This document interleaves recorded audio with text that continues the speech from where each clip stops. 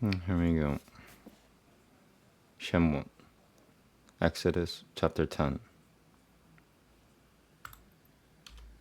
God said to Moses, "Come to Pharaoh, for I have made him and his courtiers obstinate, so that I may demonstrate these miraculous signs of mine in his midst, and so that you may recount to your children and grandchildren how I made a mockery of the Egyptians, and how I performed my miraculous signs among them.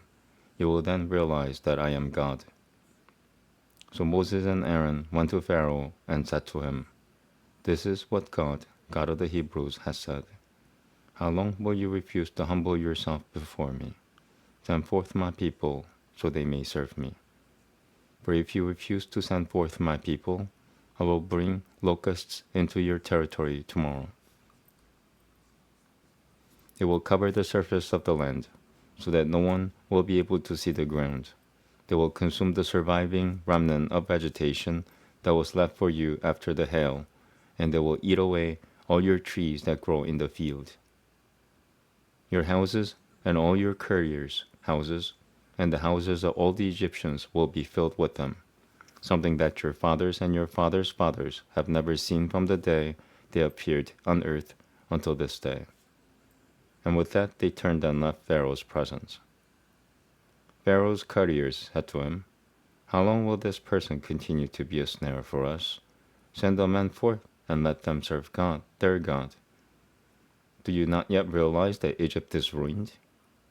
So Moses and Aaron were brought back to Pharaoh, and he said to them, "Go and serve God, your God." Exactly who will be going? Moses replied, "We will go with our young people and with our elders. We will go with our sons and with our daughters, with our flocks and our cattle, for it is a festival of God for us."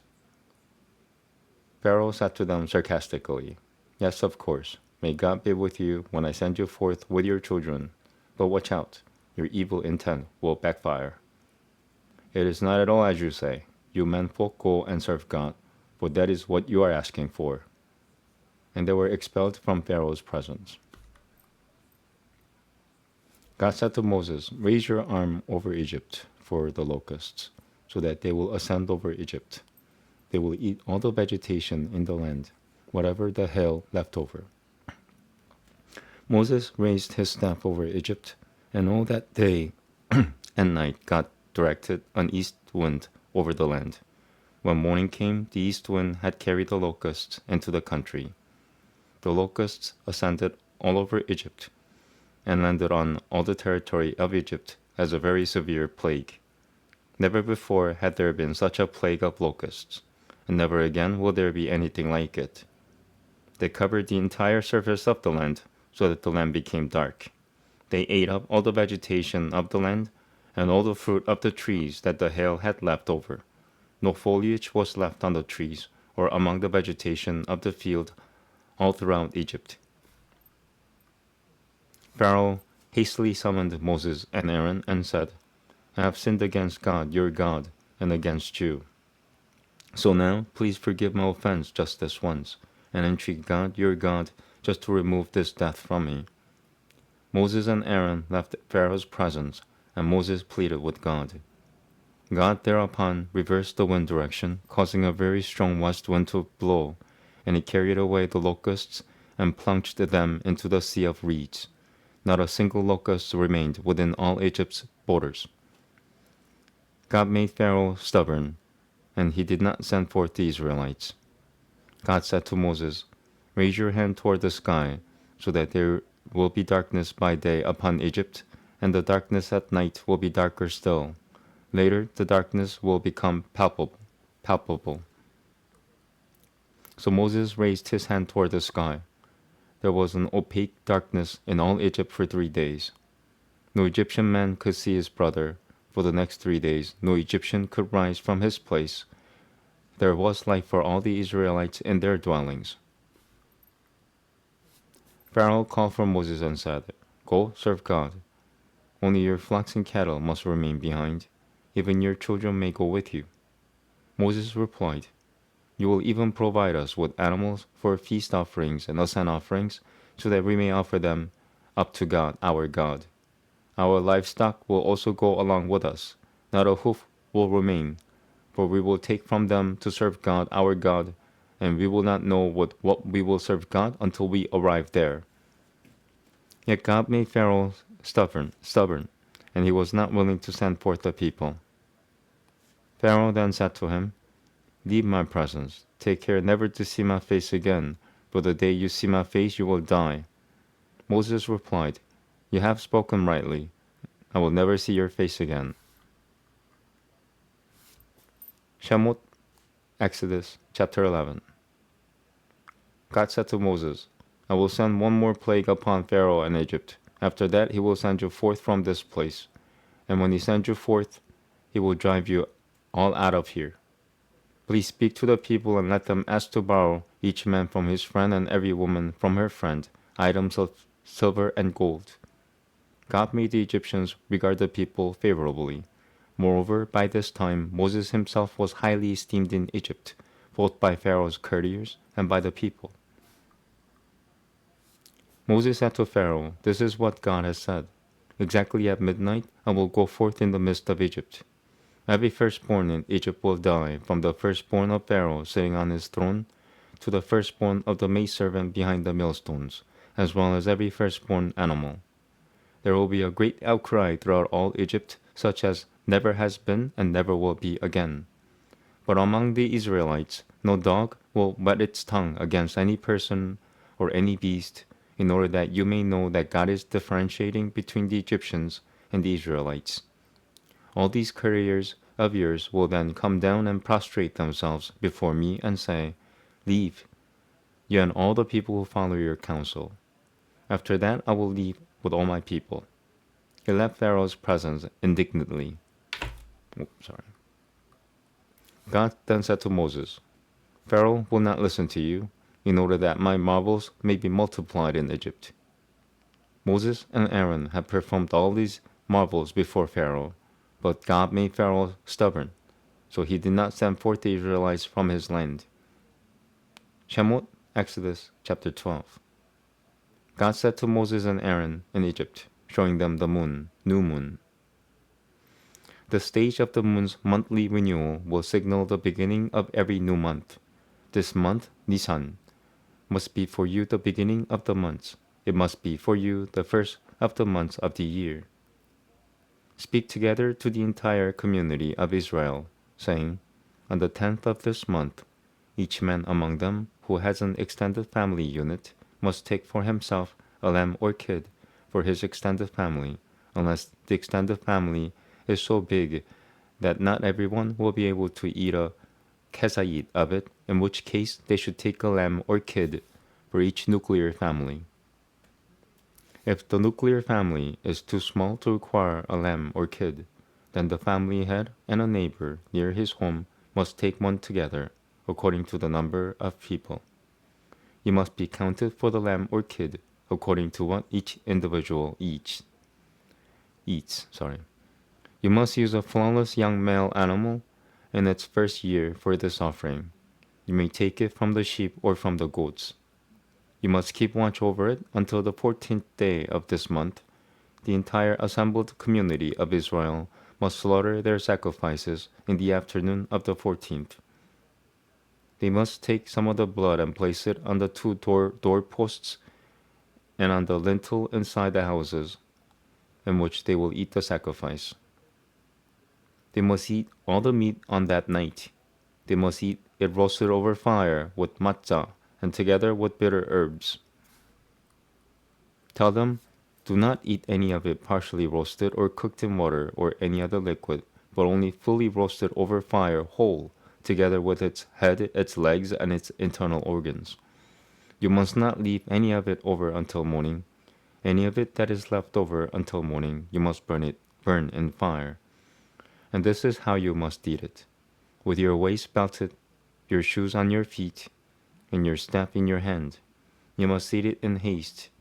This offering will be known as the Passover offering to God, because I will pass over any Israelite firstborn. I will pass through Egypt on that night, and I will strike down every firstborn in Egypt, whether man or beast. Upon all the gods of Egypt I will mete out chastisements. I, God, will do this. The blood will serve you as a sign on the houses in which you are. I will see the blood, and I will mercifully pass over you, and there will be no destructive plague among you when I strike Egypt. This day, 15 Nisan, will become a day of remembrance for you, and you must celebrate it as a festival to God. Once you enter the promised land, you must celebrate it as an everlasting statute throughout all your generations as follows. For 7 days you must eat matzos, but on the previous day you must clear your houses of leavening agents. For the soul of anyone who eats leavened food from the first day until the 7th day will be cut off from Israel. He will die prematurely and childless. You must celebrate the first day of these 7 as a holy occasion, and the 7th day as a holy occasion, on which no work may be done. The only exception to this is work that is required to be done to prepare any person or animal's food, that alone may be done for you. You must be vigilant regarding the matzos, that they not rise.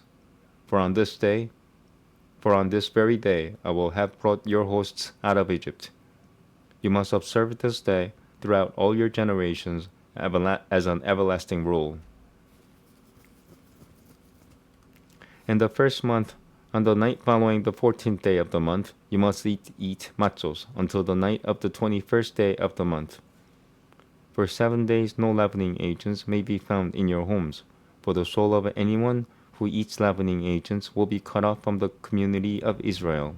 He will die prematurely and childless, whether he be a convert or a native citizen. Really? Okay. Sorry.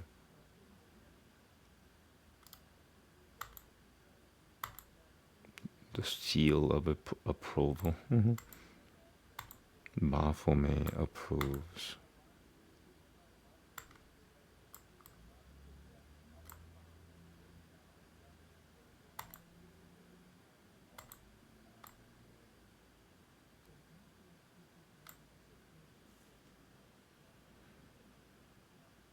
Okay.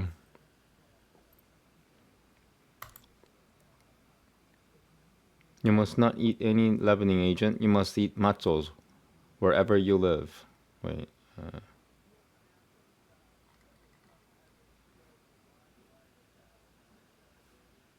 Is that too large?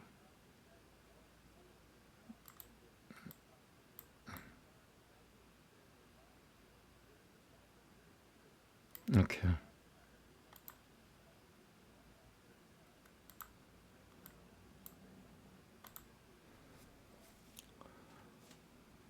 Moses summoned all the elders of Israel and told them to instruct the Israelites as follows.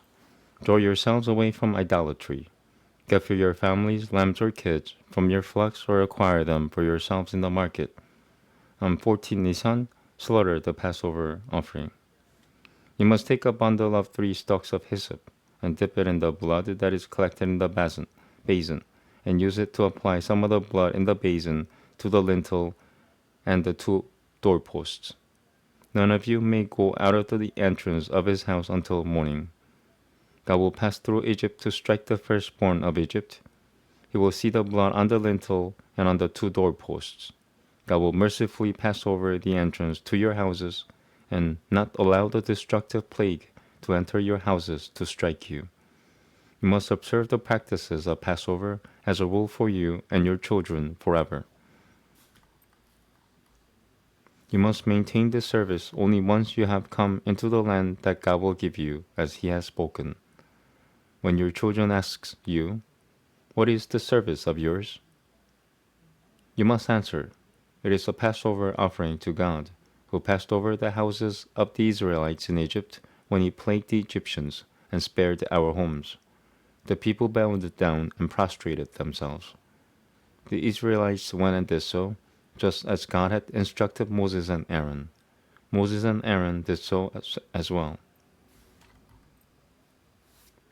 It was at midnight that God struck down every firstborn in Egypt, from the firstborn of Pharaoh sitting on his throne to the firstborn of the prisoner in the dungeon, as well as firstborn every firstborn animal. Pharaoh rose in the night, he, all his couriers, and all the Egyptians, and there was a great outcry in Egypt, for there was no house where there was not someone dead. He called out for Moses and Aaron in the night, and said, Get up and get out from among my people, you and the children of Israel, too, and go and serve God as you said. Take both your flocks and your cattle, just as you stipulated, and go and bless me too. The Egyptians also urged the people on, hurrying them out of the land, for they said, We are all dying. The people took their dough before it had leavened, with their leftover food wrapped in their clothes on their shoulders. The Israelites did as Moses had said, and requested silver and gold utensils and clothing from the Egyptians. God granted the people favor in the eyes of the Egyptians, so that they loaned them these items, giving them more than they asked for. They thus drained Egypt out of its wealth. The Israelites journeyed from Ramesses to Sukkot.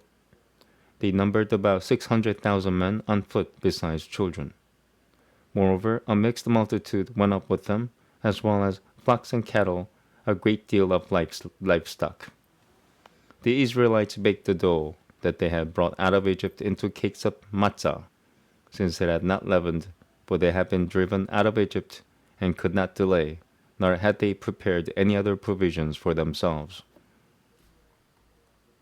The length of time that the Israelites had lived in Egypt and other locales was 430 years.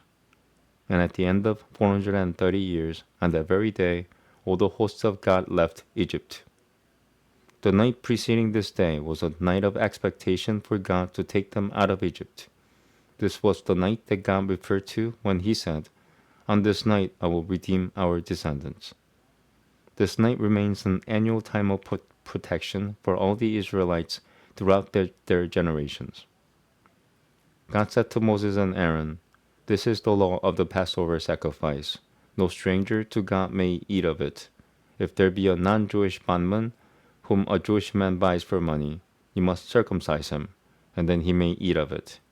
Neither a resident alien nor a non-Jewish hired laborer may eat of it. It must be eaten by a single group. You must not take any of the meat out of the group, nor break any of its bones. The entire community of Israel will offer it up. When a convert living among you offers up the Passover sacrifice to God, all the males in his household must first be circumcised, and only then may he draw near to offer it up. He will be just like a native citizen. No uncircumcised man may eat of it. There must be one law for the native Israelite, and for the convert who lives among you. All the Israelites did as God had instructed Moses and Aaron, and Moses and Aaron did so also. It was on that very same day that God took the Israelites out of Egypt with all their hosts. Shemot, Exodus, chapter 13. God spoke to Moses, saying, Consecrate to me from among the Israelites every firstborn of man or beast, the first issue of every womb, it is mine. Moses said to the people, Remember this day on which you went out of Egypt, the house of bondage, for with a mighty hand God brought you out of here. No leavened food may be eaten on Passover. This day on which you are going out is in the month of the beginning of the grain ripening, when God will bring you to the land of the Canaanites, the Hittites, the Amorites, the Hivites, and the Jebusites, which he swore to your forefathers to give you, a land flowing with goat's milk and date and fig honey. What is fig honey? Date and fig honey. Then you must perform this service in this month. For 7 days you must eat matzos, and on the seventh day there must be a festival to God. During the 7 days matzos must be eaten. Nothing leavened of yours, nor any leavening agent of yours may be seen throughout your domain. You must tell your child on that day, saying, It is for the sake of fulfilling his commandments like these that God acted on my behalf when I came out of Egypt. The Exodus will be a sign for you when you wear tefillin on your arm and a reminder when you wear tefillin on your forehead between your eyes, so that God's Torah will be on your lips, for with a mighty hand God brought you out of Egypt. You must observe this ordinance at its appointed time from year to year. When God brings you into the land of the Canaanites, as he swore that he would to you and your ancestors, and gives it to you, you must set apart for God every first issue of the womb. Even all male firstling miscarriages of your cattle and flocks must be considered God's. You must redeem every firstling donkey by giving a lamb or kid to a priest in its stead. If you do not redeem the donkey, you must break its neck. You must redeem every firstborn child among your sons. If, in time to come, your child asks you, saying, "What is this?" you must say to him, God brought us out of Egypt, out of the house of bondage, with a mighty hand. When Pharaoh stubbornly refused to let us leave, God slew every firstborn in Egypt, the firstborn of both man and beast. I therefore sacrifice to God every male animal that is the first issue of the womb, and redeem every firstborn among my sons. The Exodus, which is described in this passage, will be a further sign on your arm and reminder between your eyes that God brought us out of Egypt with a mighty hand.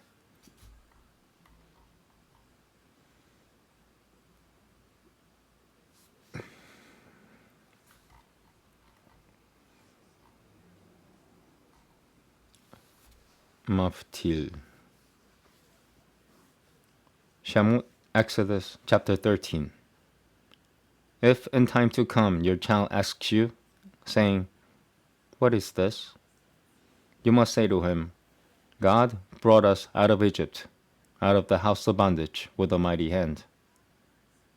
When Pharaoh stubbornly refused to let us leave, God slew every firstborn in Egypt, the firstborn of both man and beast. I therefore sacrifice to God every male animal that is the first issue of the womb, and redeem every firstborn among my sons. The Exodus, which is described in this passage, will be a further sign on your arm and reminder between your eyes that God brought us out of Egypt with a mighty hand. Haftarah.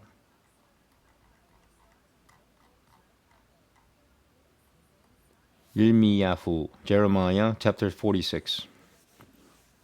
The word that the Lord spoke to Jeremiah the prophet concerning the coming of Nebuchadnezzar, king of Babylon, to smite the land of Egypt.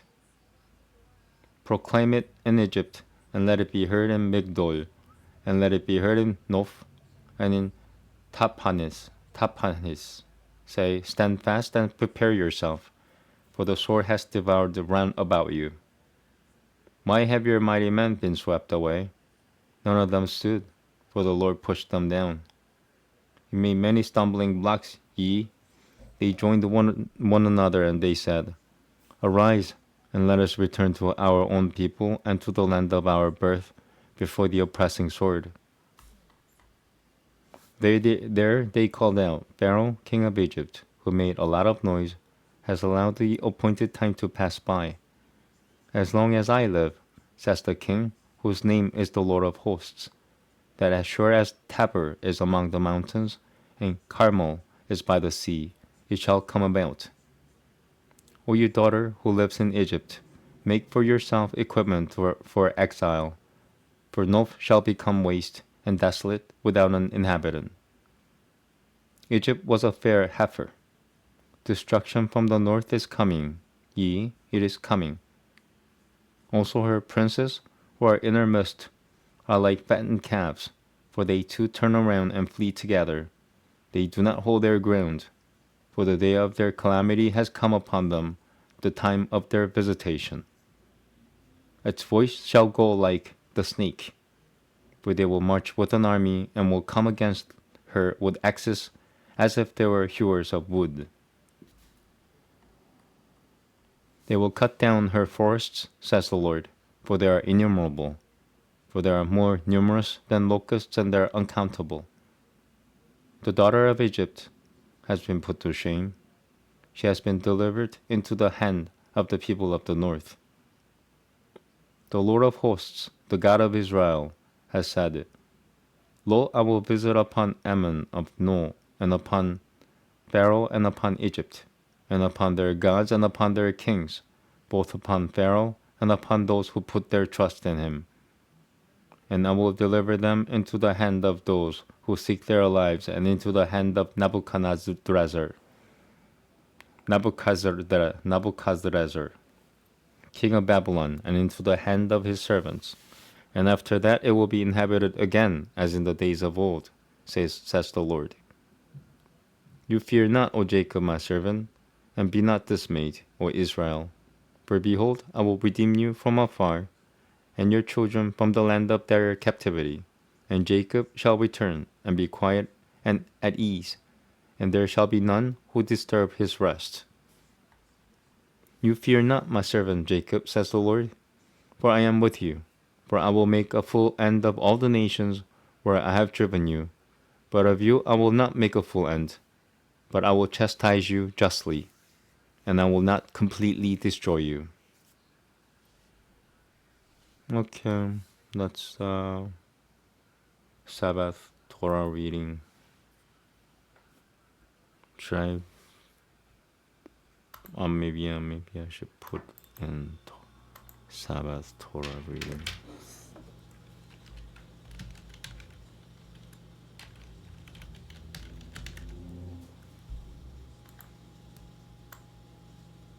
Okay. Alright, that's it, folks. I think I'll go to my synagogue. That's what I'll do. So see you in a few hours. I'll do yoga. I might do Srimad Bhagavatam. That's the only Sanskrit study I'll do today, if I wanna do it. There'll be another afternoon session of the Kabbalah prayer. If I leave now, I'll get to my synagogue in about half an hour. I'll be half an hour late for it. Okay. That's okay. It's better to be late than not being in there. If you need to go there, I need to get there. I need blessings or something. I don't know. I'm just following my instinct. My instinct is telling, my intuition and my instinct is telling me to go to a synagogue now today. Even if I'm late, just go. So I'll go.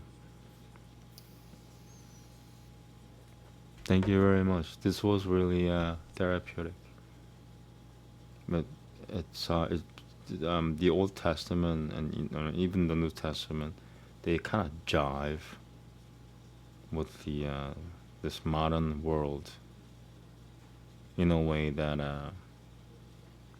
no other books can do the job that the Old Testament and the New Testament could do.